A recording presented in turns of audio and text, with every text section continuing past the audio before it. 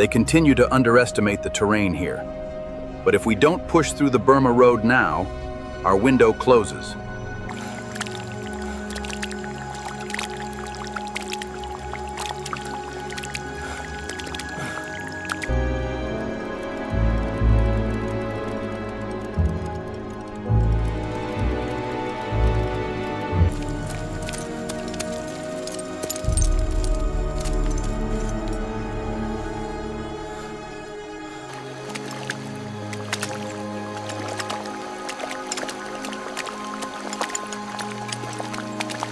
Against the odds, engineers pushed the Lido Road through the unforgiving terrain, a testament to sheer human will.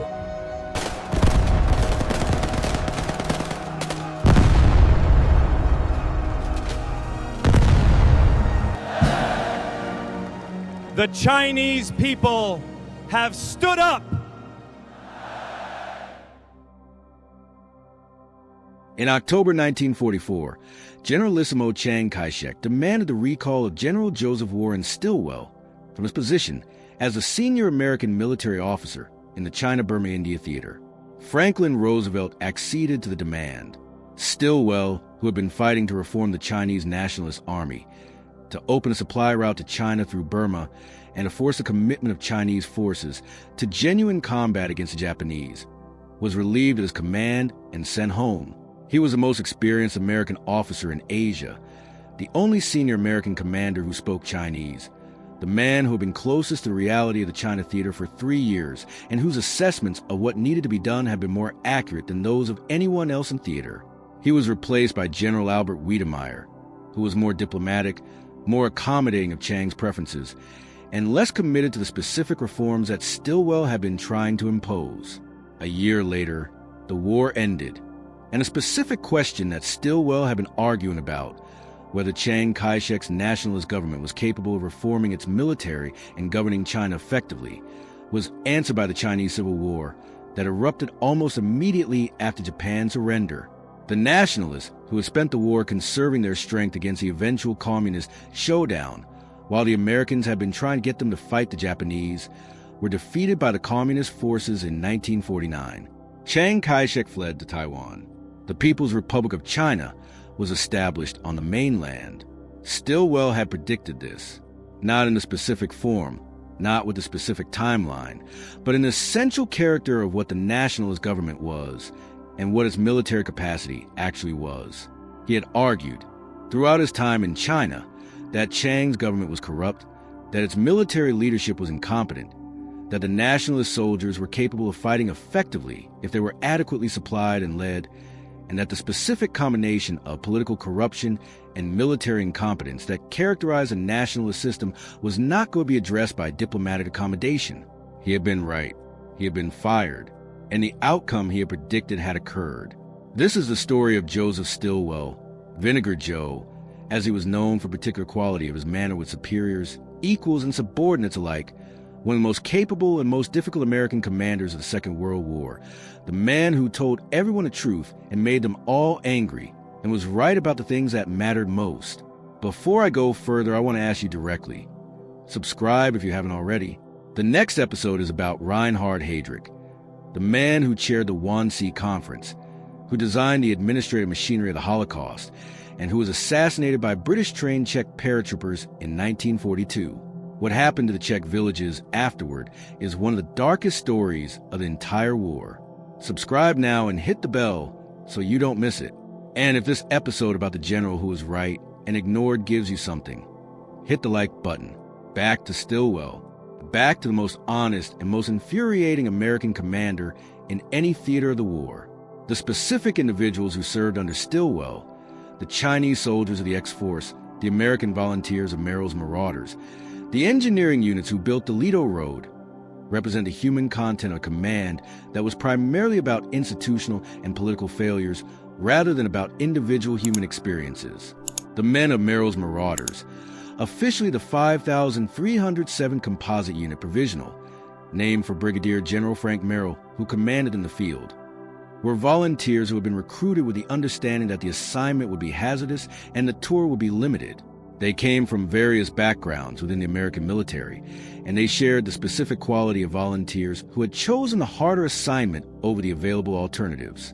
Their experience in Burma in 1944, the 3 operations, the cumulative physical degradation, the specific diseases that reduced their effective strength month by month, the final siege at Myitkyina that continued after men were past their effective operational capacity, was one of the more extreme combat experiences of any American military unit in the war.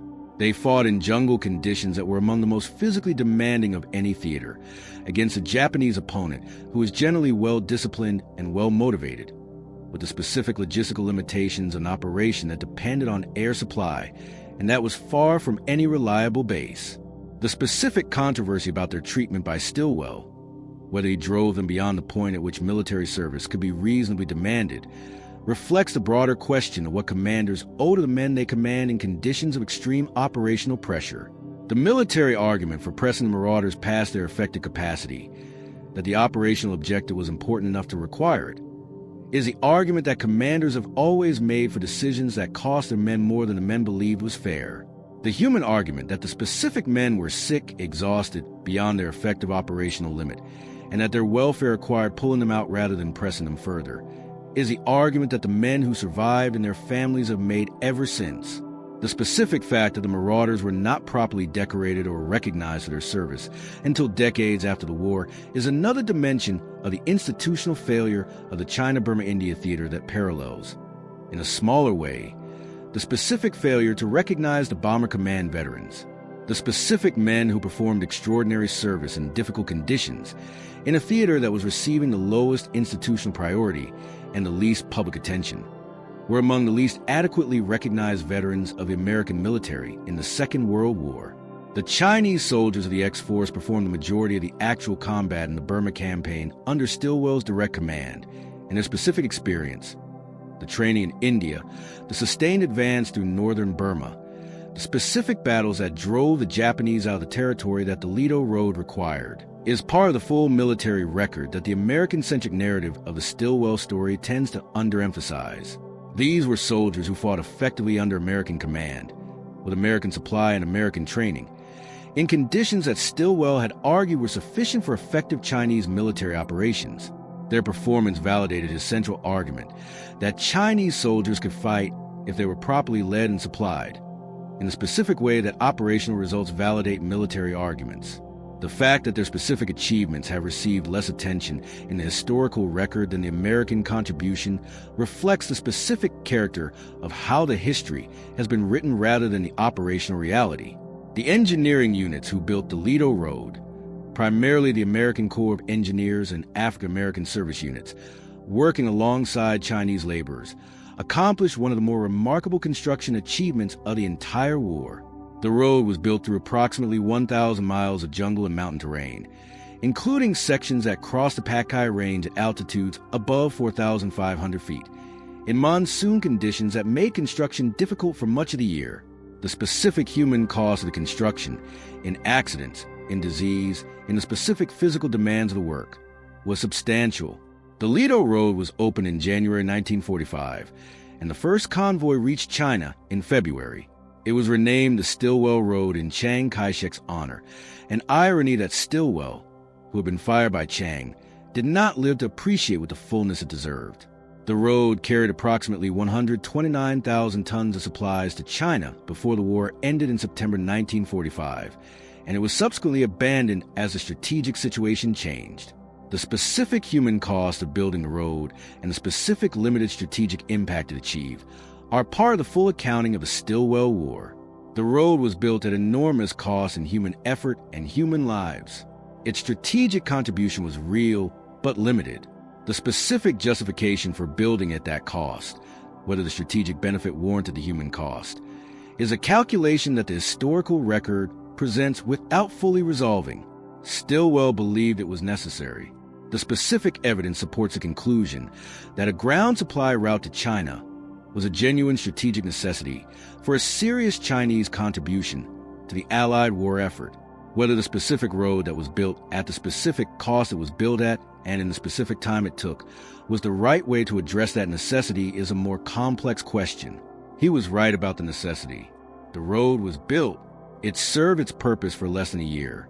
He died 2 months after the war ended, before the specific assessment of the road's strategic contribution could be made with the benefit of the full campaign's outcome. The specific American experience in China that the Stilwell story represents, the attempt to support a failing Allied government, the tension between military advice and political necessity, the specific outcome of a policy that prioritized political relationships over military effectiveness, is one that recurs in American foreign policy experience, and that the Stilwell story illuminates with unusual clarity. The pattern is familiar. An American military professional provides accurate assessments on Allied governments' failures. The political leadership overrides those assessments in favor of the diplomatic relationship.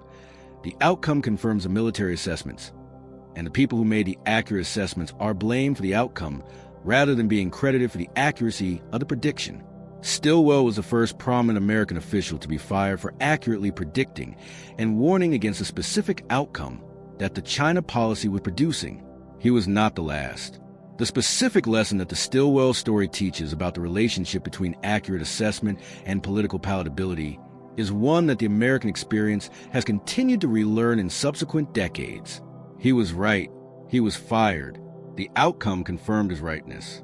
That is the essential Stilwell story, and it is one that deserves to be told alongside the operational history of the Burma campaign and the institutional history of the China-Burma-India theater. Vinegar Joe, the most honest American commander in the most politically difficult theater of the American War, right about everything that mattered, and the accounting that history has assembled confirms it. 50 years after his death, with the specific patience that honest historical work requires, that is the full accounting of the Stilwell War.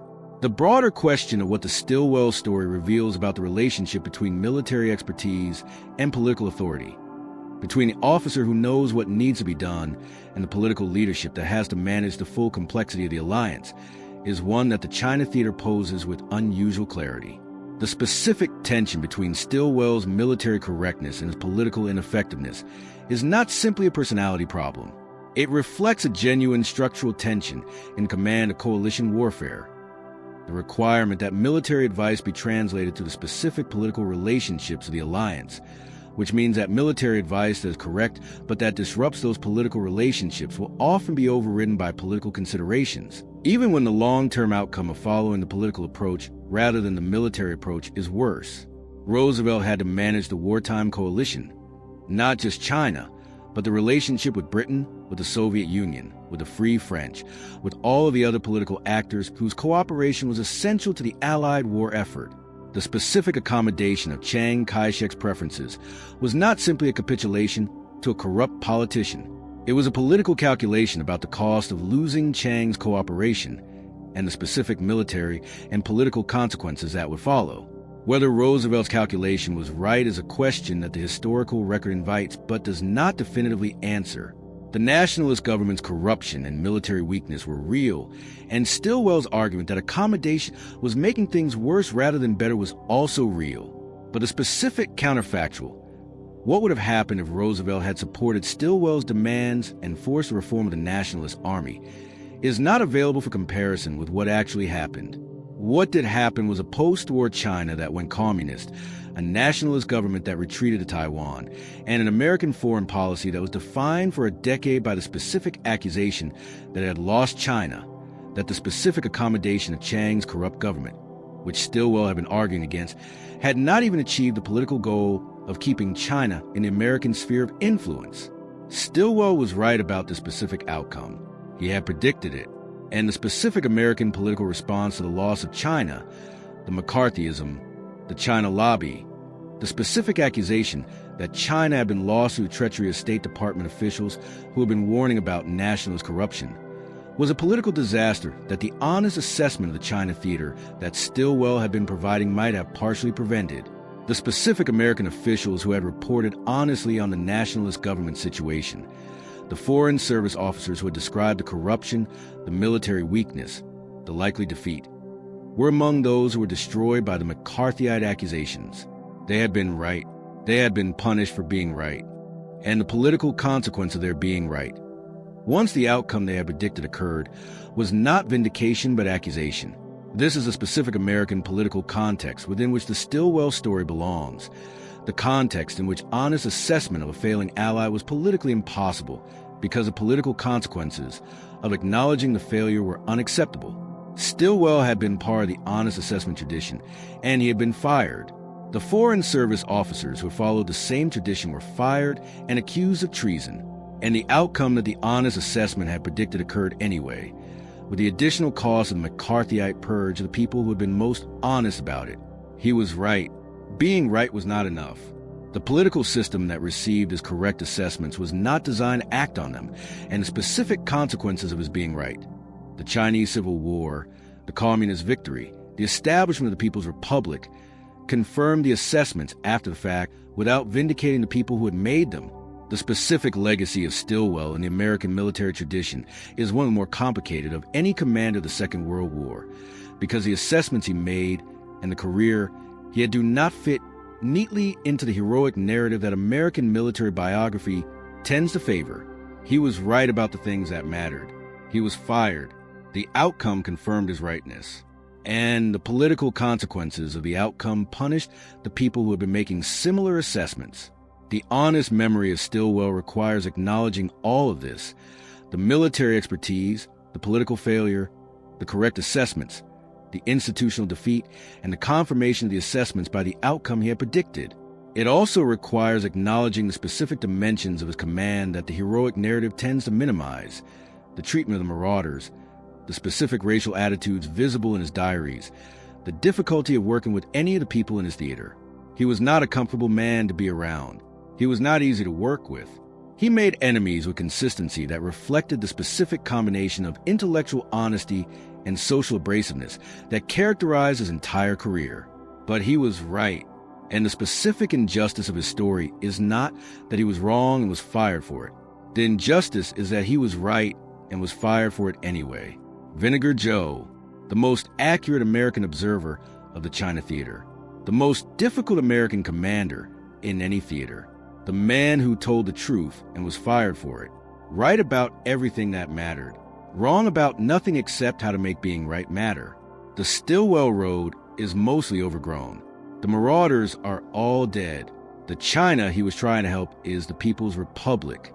The nationalist government he was trying to reform is on Taiwan. And Stilwell died at 63, before he could see the confirmation of everything he had been saying. He was right. That is the Stilwell War.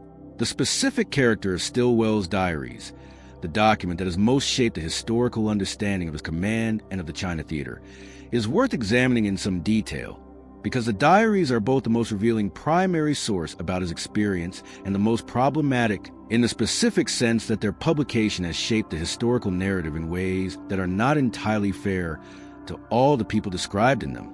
The diaries were edited and published by Barbara Tuchman in 1970 as Stilwell and the American Experience in China, a book that won the Pulitzer Prize and that established the specific narrative of the China theater. Stilwell as the clear-eyed realist whose correct assessments were overridden by the diplomatic accommodation of a corrupt government that has dominated the historiography since. Tuchman Stilwell is a heroic figure, the honest man in a dishonest situation, the military professional whose judgment was superior to that of the politicians and diplomats who overruled him. This narrative has significant truth in it. Stilwell's assessments of the nationalist government and of Chiang's military strategy were, in their essential character, correct. The outcome of the Chinese Civil War confirmed the specific judgments he had been making throughout his time in the theater, and the specific accommodation of Chiang's preferences at the expense of military effectiveness was a genuine failure of American China policy. But the Tuchman narrative also has specific limitations. Stilwell's treatment of the Chinese soldiers under his command, the specific contempt that his diaries reveal for Chinese generals and politicians, was sometimes expressed in ways that reflected the specific racial attitudes of his generation rather than purely professional assessments. The diaries contain enough of the casual racial condescension of the American military culture of the 1940s to complicate the portrait of the clear-eyed professional whose judgments were purely based on evidence. The specific question of whether Stilwell's treatment of Chinese soldiers in the Burma campaigns was adequate, whether his command decisions about the Merrill's marauders and about the Chinese forces under his command reflected adequate concern for the welfare of the men he was commanding, has been addressed by the scholarship with a range of conclusions. Some historians have defended his specific command decisions as necessary given the operational situation.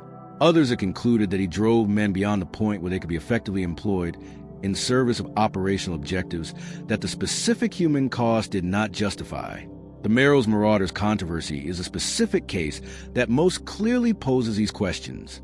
The Marauders, formerly the 5,307 Composite Unit Provisional, were volunteers who had been recruited for a hazardous special operations role with the understanding that the tour would be limited. They were deployed in Burma in early 1944 and conducted 3 operations over approximately 5 months, culminating in the capture of the Myitkyina airfield in May 1944. By the time of the Myitkyina operation, the Marauders were exhausted, sick, and significantly under strength.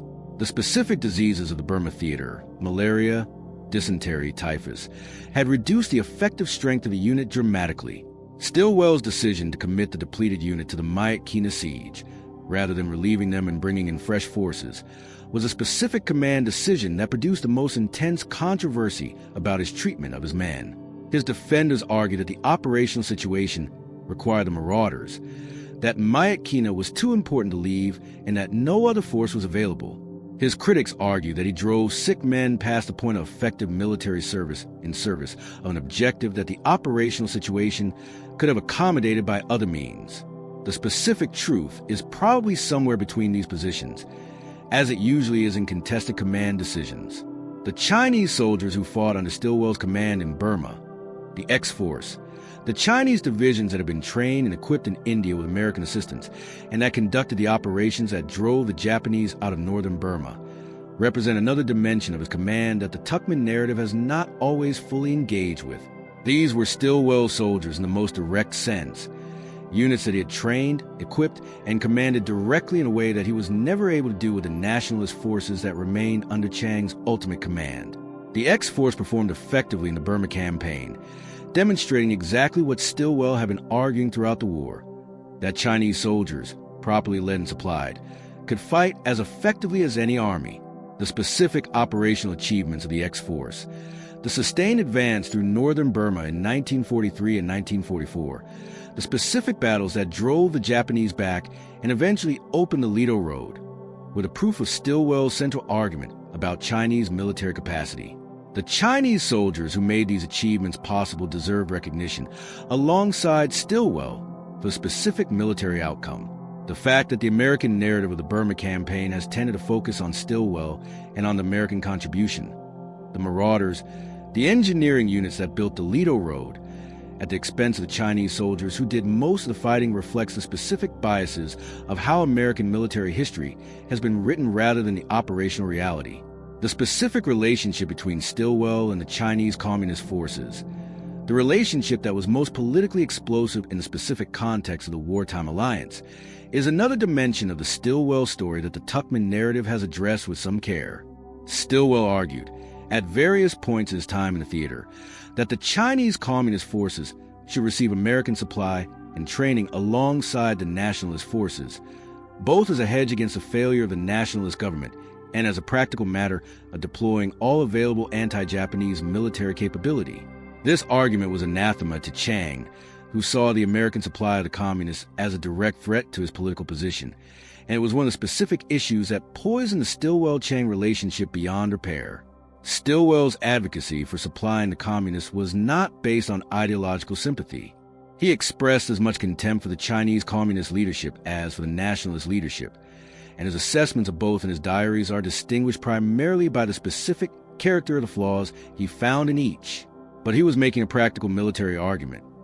The communists had significant numbers of troops who were willing to fight the Japanese.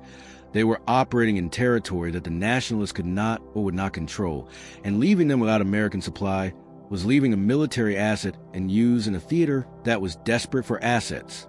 The political reality of the wartime alliance made this argument impossible to implement, and the specific political pressures that prevented it were not simply the result of Chiang's opposition.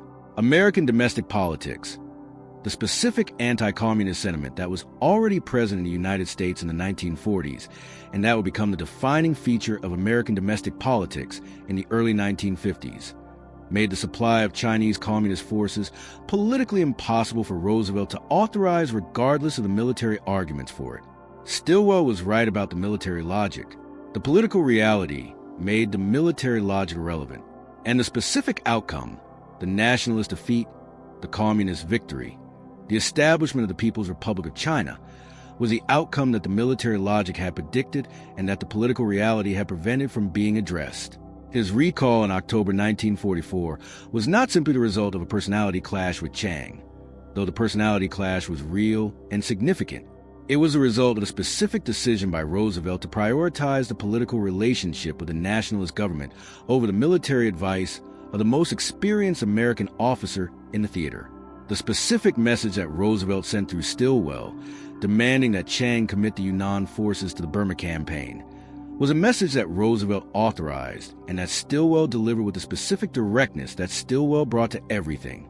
Chiang's demand for Stilwell's recall was a response to the substance of the message as much as to the manner of its delivery. Roosevelt's decision to accede to the demand reflected the specific political calculation of 1944 that maintaining Chiang's cooperation, whatever its military limitations, was essential to American strategy in the Pacific and to the post-war settlement in Asia. The decision was wrong in the specific sense that the post-war settlement it was trying to protect was not achievable on the terms that Chiang's continued cooperation required. But it was a decision made by Roosevelt under specific political and military constraints, and the judgment of whether it was the right decision requires engaging with those constraints rather than simply concluding from the outcome that it was wrong. Stilwell's own assessment of his recall, expressed in his diaries with characteristic directness, was that he had been fired for telling the truth. He was substantially correct. The specific truths he had been telling about Chiang's corruption, about the nationalist military's inadequacy, about the political dynamics that were making effective American support of the Chinese war effort impossible, were truths that the political situation made inconvenient to acknowledge. He was right about the truths. He was unable to translate being right into the kind of effective influence that would have required a different kind of political and diplomatic skill than he possessed. The specific combination, accurate assessment, insufficient political intelligence, is a characteristic combination of the Stilwell story, and it is a combination that appears repeatedly in the history of people who are right about important things but wrong about how to be right about them. He died at 63, before the Chinese Civil War confirmed his assessments. The specific irony of his death, before the outcome that would have vindicated him, is part of the full story. He did not live to say, "I told you so," which he would certainly have said with considerable specificity.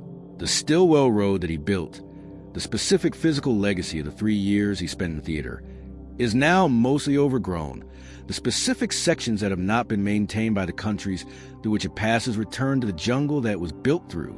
The road that connected India to China, that was built at enormous cost in human labor and human lives through some of the most difficult terrain in the world, served its specific purpose for less than a year before the war ended, and the strategic rationale for it was overtaken by events. He was right. The road was necessary. The nationalist government was corrupt. The Chinese soldiers could fight.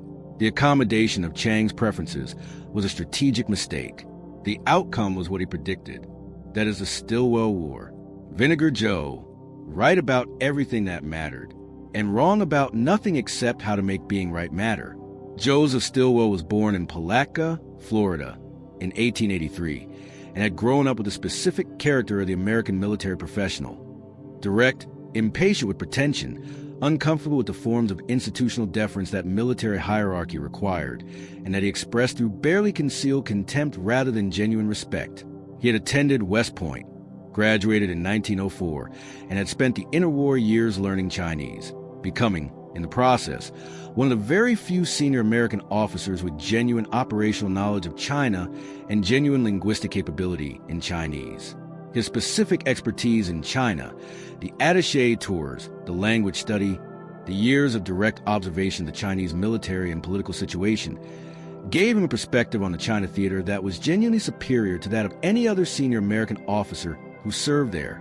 He knew what the Chinese army was actually like. He knew what the Chinese nationalist government was actually like.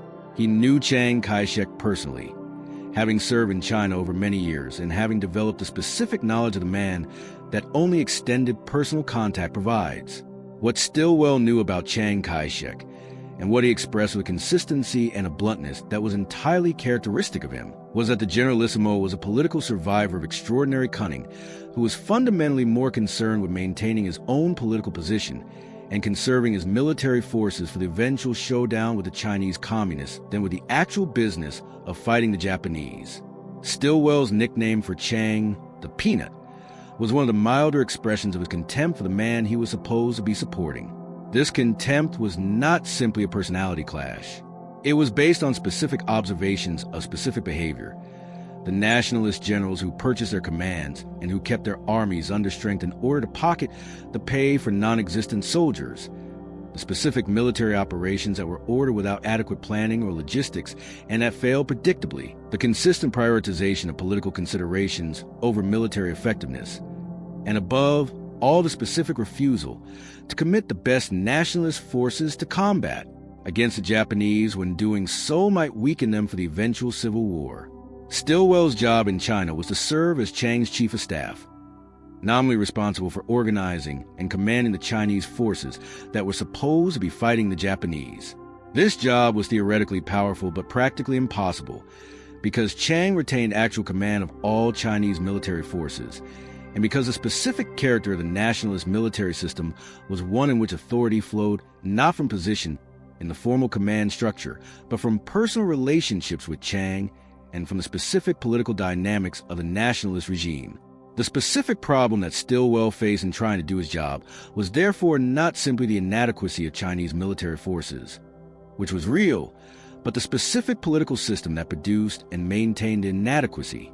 The Chinese generals who commanded the worst-performing units were often the most politically reliable, in the specific sense that they were loyal to Chiang personally rather than to any broader military or national mission.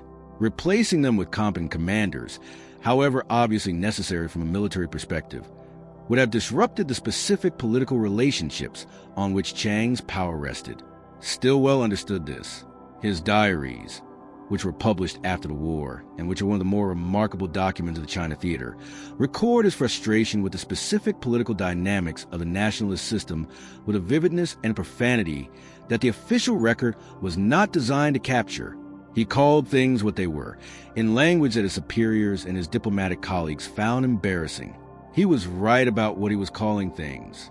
The specific military operations that defined Stilwell's command in the China-Burma-India theater illustrate both the quality of his military thinking and the specific political and institutional constraints that prevented him from implementing it fully.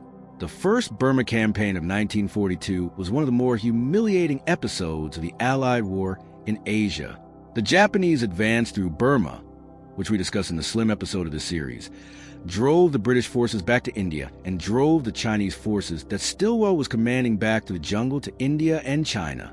Stilwell walked out of Burma on foot through the jungle rather than flying to safety in a specific demonstration of the personal physical courage and the specific stubbornness that characterized his command style.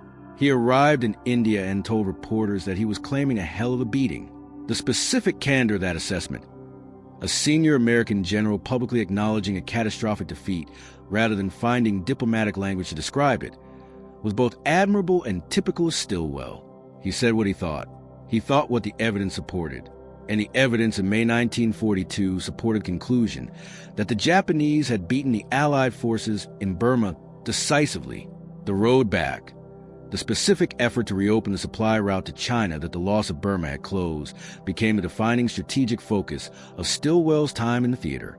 The Lido Road, which would eventually be built through the jungle from Assam and India to connect with the Burma Road in China, was Stilwell's specific project, the specific objective that he pushed for against the skepticism of both his American superiors and his Chinese and British allies.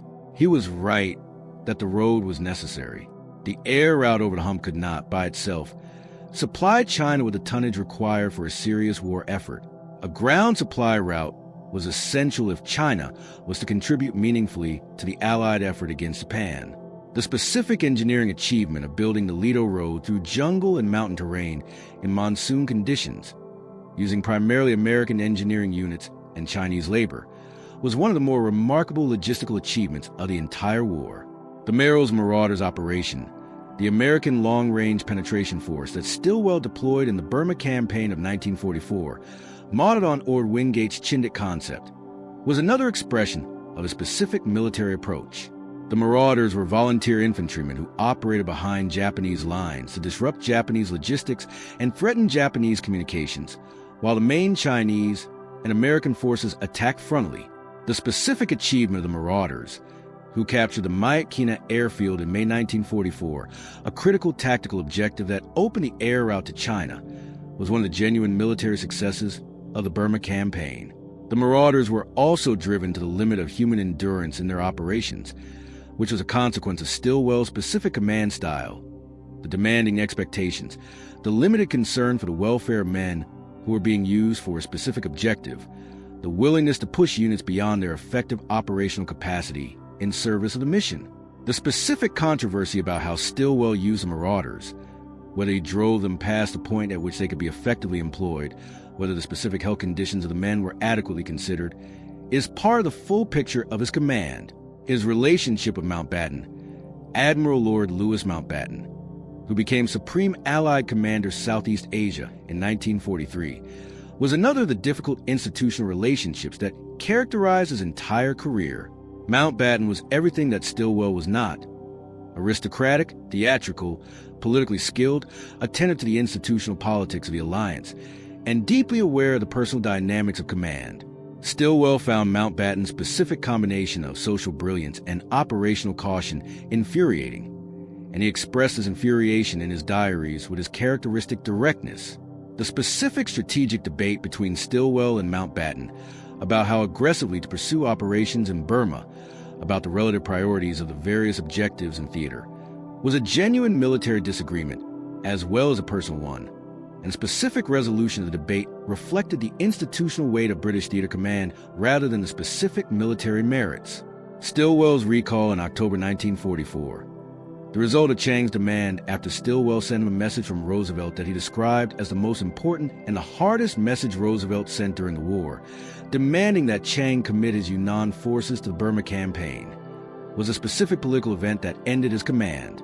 Roosevelt, despite having sent the message at Stilwell's recommendation, accepted Chiang's demand when the political cost of supporting Stilwell became too high. The specific injustice of the recall is one that the historical scholarship has addressed with increasing clarity. Stilwell's assessments of the nationalist government's capabilities and intentions were correct. His military recommendations for the reform of the Chinese army, for the supply of communist as well as nationalist forces as a hedge against the political failure of the nationalist government, were professional judgments based on the best available evidence.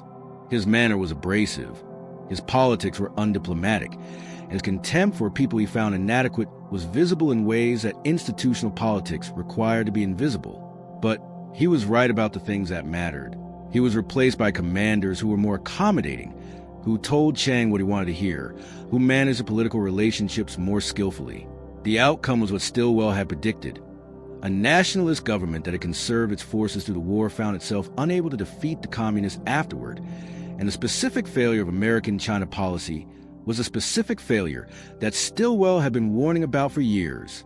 He died in October 1946, just over a year after the war's end, of cancer, before the final outcome of the Chinese Civil War had confirmed his assessments.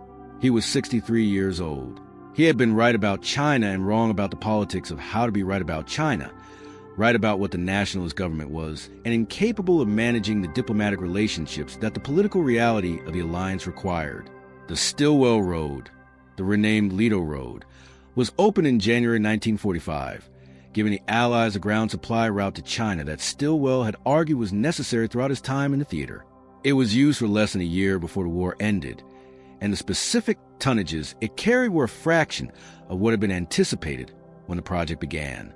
The road was one of the great engineering achievements of the war. Its strategic impact was limited by the timing of its completion. Stilwell was right. The road was necessary.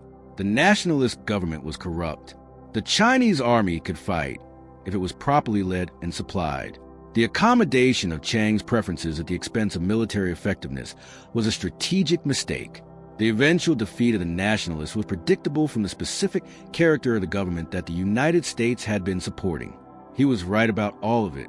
He was the most honest American senior commander in any theater of the war. He was fired. The history that followed confirmed his assessments. And the specific policy that replaced his approach produced exactly the outcome he had been warning against. That is the Stilwell War. The right assessments, the wrong manner, the diplomatic failure, the military achievement, the recall, and the confirmation that came too late. 1 year after his death, when the China that had spent his career trying to help was lost to communism by the specific combination of nationalist corruption and American willingness to accommodate it. Vinegar Joe, right about everything that mattered, wrong about how to be right. That is the full accounting. The specific relationship between Stilwell's story and the broader history of American engagement in Asia, from the China policy of the 1940s through the Korean War and the Vietnam War, is one that the historical scholarship has addressed with increasing sophistication.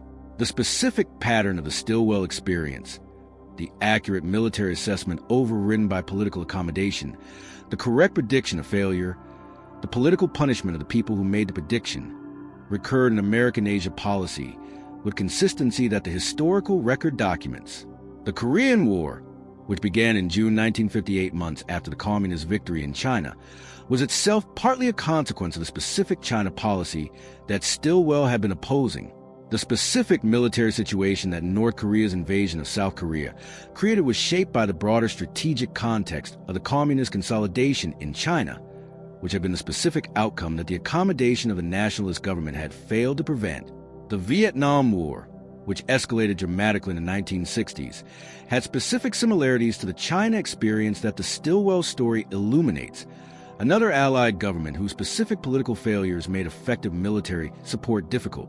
Another American military establishment trying to build effective fighting forces in the face of political corruption and institutional dysfunction. Another eventual American failure to prevent the outcome that the most honest assessments had been predicting. The specific officials in Vietnam, the military officers and the civilian analysts who accurately reported the South Vietnamese government's failures, who predicted the outcome that eventually occurred, who were overridden by political considerations and whose assessments were confirmed by the outcome, were operating in the same structural situation as Stilwell had operated in 40 years earlier in China. The Stilwell story is therefore not simply the story of one difficult American general in one difficult theater of one specific war. It is a pattern. The pattern of accurate assessment overridden by political accommodation, of correct prediction punished and then confirmed, that the American experience in Asia produced repeatedly in the decades after the Second World War, and that the Stilwell story illuminates with a specific clarity of the first prominent example. He was right. The pattern produced the same outcome in Korea and Vietnam and other contexts where the same structural dynamic operated, and a specific lesson that the pattern teaches. That political accommodation of failing allied governments at the expense of honest assessment produces worse outcomes than the accommodation was designed to prevent is a lesson that the American experience has had repeated opportunity to learn and has not always adequately absorbed. Vinegar Joe, the first and most prominent American official to be fired for accurately predicting the outcome of the China policy. Right about China, right about the pattern, and the specific confirmation of his rightness in the decades of American Asia policy that followed, is the final accounting of what his story means for the broader history. That is the Stilwell War, the right assessments and the wrong outcomes, and the specific confirmation that took decades to complete. The specific question of how Stilwell should be remembered as the honest military professional whose correct assessments were overridden by political considerations, or as the difficult commander whose manner made it impossible to implement the assessments he was making correctly, is one that the historical scholarship has engaged with without reaching a simple answer. The honest answer is that he was both. He was the most accurate observer of the China theater among the senior American officials who served there. He was also the most difficult to work with, the most politically tone-deaf, the most consistently counterproductive in the specific management of the institutional relationships that his job required. These two aspects of his character were related. The same specific quality that made his assessments accurate also made his manner abrasive. His directness, his impatience with pretension, his refusal to tell people what they wanted to hear. These were the qualities that made him right, and that made him impossible to keep in the theater. A more diplomatically skilled officer with Stilwell's assessments might have been able to maintain the institutional relationships while communicating the same substantive truths. Or a more diplomatically skilled officer might have been unable to maintain the assessments in the face of the political pressure to accommodate Chiang's preferences. The specific combination of accurate assessment and diplomatic impossibility that characterized Stilwell's command is one that does not lend itself to simple resolution. He was what he was. The specific outcome confirms the assessments. The specific firing confirms the diplomatic failure. Both things are true. The Stilwell Road runs through some of the most remote jungle in South Asia. Its specific sections that have been maintained by Burma, India, and China carry ordinary commercial traffic now. And the specific significance of the road, as the supply line that was supposed to change the outcome of the China theater, has receded into the historical record that military historians preserve and that the general public has largely forgotten. The marauders are commemorated by a specific memorial that was eventually erected decades after their service. The Chinese soldiers who fought in Burma under Stilwell's command are commemorated in China and Taiwan in ways that reflect the specific political situations of the two governments that have claimed the nationalist military tradition. Stilwell himself is commemorated by the Stilwell Museum in Chongqing, China, the city where his headquarters were located during the war, which maintains a specific physical space of his wartime residence as a historical monument. The museum is visited by Chinese and foreign tourists who want to understand the specific history of the Sino-American alliance of the Second World War. And it presents Stilwell with a specific generosity that the People's Republic of China has extended to the anti-Japanese dimension of the American wartime presence in China. The specific irony of the People's Republic of China commemorating the American general who was arguing for the supply of communist forces during the war. The general who was fired partly because of the specific political impossibility of the thing he was arguing for is one of the more striking of the many ironies that the China theater produced. He wanted to supply the communists. He was fired for arguing for it. The communists won. The communist government commemorates him. That is a specific irony that Stilwell, with his characteristic directness, would have appreciated and expressed in language that his superiors would have found insufficiently diplomatic. The broader lesson of the Stilwell War, the specific lesson about honest assessment and political palatability, is one that requires honest acknowledgement rather than comfortable simplification. He was right. Being right was not enough. The political system overrode the right assessments. The outcome was what the right assessments had predicted. This is not simply a story about one difficult general in one theater of one war. It is a story about the specific conditions under which honest assessment can and cannot be effective in the management of large-scale political and military enterprises. The specific conditions of the China theater made honest assessment politically impossible to act on. The specific outcome of the China policy confirmed that politically comfortable accommodation was strategically worse than honest assessment. This is a lesson. This is what the Stilwell War teaches. And the specific American experience in Asia in the decades after Stilwell was fired has provided repeated confirmation of the lesson. He was right. That is the full accounting. That is the Stilwell War. The specific soldiers and the specific roads and the specific assessments are part of the full record. But the most important element of the Stilwell story, the element that makes it more than simply the account of one general in one theater, is a specific pattern it represents. The pattern is this. A military professional makes accurate assessments of a failing Allied government and provides honest advice about what needs to change. The political leadership overrides the assessments in favor of the diplomatic relationship. The honest advisor is removed. The failing Allied government fails in exactly the way the honest assessment predicted, and the political consequences of the failure are managed by finding someone other than the political leadership to blame. This pattern is visible in the China theater under Stilwell. It is visible in the subsequent American experiences in Korea, in Vietnam, and in other contexts where the same structural dynamic has operated. It is a pattern that American foreign and military policy has proved consistently reluctant to learn from, because learning from it requires acknowledging that political accommodation of failing allies is strategically worse than honest assessment of their failures. And this acknowledgement is institutionally uncomfortable for political leadership that has been doing the accommodating. Stilwell's specific contribution to the historical record is to have made the pattern visible. with the specific clarity of a man whose assessments were so demonstrably accurate and whose removal was so demonstrably motivated by the political inconvenience of the accuracy. He was right. He was fired. The outcome confirmed the rightness. The political consequences of the outcome were managed in ways that did not give appropriate credit to the people who had been making the accurate assessments. This is the Stilwell pattern.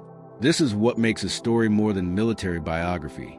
The specific Chinese soldiers who fought under his command in Burma, who validated his central argument about Chinese military capacity, deserve to be remembered as the human proof of the argument he had been making.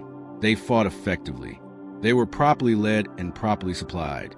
Their operational performance in Burma was exactly what Stilwell had argued it would be.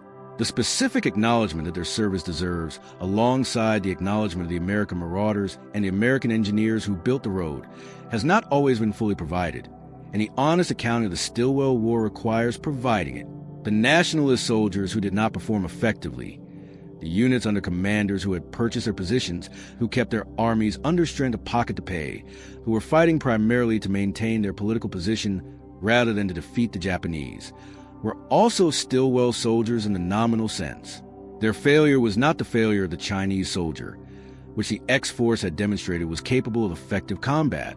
It was a failure of the specific political system that Stilwell had been trying to reform, and that the accommodation of Chiang's preferences had prevented him from reforming. Both sets of soldiers, those who fought effectively and those who did not, are part of the full picture of the China theater that the Stilwell story requires. The effective soldiers validate his assessment of what Chinese military capacity was. The ineffective soldiers validate his assessment of what the nationalist political system was doing to that capacity. He was right about both. Vinegar Joe, the most accurate American observer of the China theater, the most difficult American commander to work with, fired by the political leadership for being right, confirmed by the outcome as having been right. The Stilwell Road is mostly overgrown. The marauders are all dead. The China he was trying to help is governed by the party he was arguing should receive American supplies. The nationalist government he was trying to reform is on Taiwan, and Stilwell died at 63, having been right and having been fired for it, and having never seen the confirmation of his rightness that the outcome eventually provided. He was right about everything that mattered, wrong about nothing except how to make being right matter.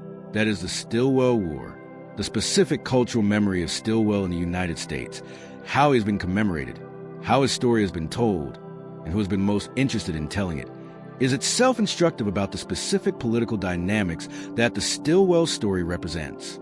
The Tuckman biography established a heroic Stilwell narrative in the academic and general public consciousness in 1970, at a moment when the American experience in Vietnam was making the specific pattern of the China policy, the accommodation of a failing Allied government at the expense of honest military assessment, newly relevant and newly visible. The Tuckman Stilwell was a right figure for 1970. The honest military professional whose correct assessments have been overridden by political considerations, whose firing had been motivated by the political inconvenience of accuracy, whose predictions have been confirmed by the outcome. The specific connection between the Stilwell story and the Vietnam experience, between the China failure of the 1940s and the Vietnam failure that was ongoing when Tuckman was writing, gave the Stilwell narrative a political resonance that shaped how it was received. Stilwell was not simply a historical figure. He was a symbol of recurring American failure. The failure to learn from honest assessment, the preference for a politically comfortable accommodation over militarily effective honesty. The specific military history community has engaged with Stilwell's story with more critical attention than the Tuckman biography allowed, addressing the Marauders' controversy, the racial attitudes in his diaries, the specific command decisions that his defenders and critics have argued about. This more critical engagement has produced a more complete picture of the man without fundamentally revising the central assessment. He was right about the things that mattered most. The Chinese historical engagement with Stilwell, both the People's Republic and Taiwan have specific relationships to his memory that reflect their respective political situations, adds another dimension to the full picture. The People's Republic commemorates him for his advocacy of anti-Japanese cooperation that included the communists. Taiwan has a more complicated relationship, because the nationalist government that he was arguing against is the direct institutional predecessor of the ROC government. Both governments are engaging with a man whose specific historical position was more complicated than either of their specific national narratives can fully accommodate. He was trying to help China. He was frustrated by the specific government that was governing China. He argued that a more inclusive approach, one that included the communists, was both militarily more effective and politically more realistic. He was fired. The outcome confirmed his assessment. Both Chinas know this. Neither can fully acknowledge it in the specific terms that honest historical accounting requires. He was right. That is the final accounting. That is the Stilwell War. Vinegar Joe, the most honest American commander in the most politically difficult theater of the war, right about everything that mattered, and the history that followed confirmed it, in the specific way that historical confirmation works, by producing the outcomes that the right assessments have predicted, too late for the people who made the assessments to take any satisfaction in being right. He was right. That is what matters. That is the Stilwell War.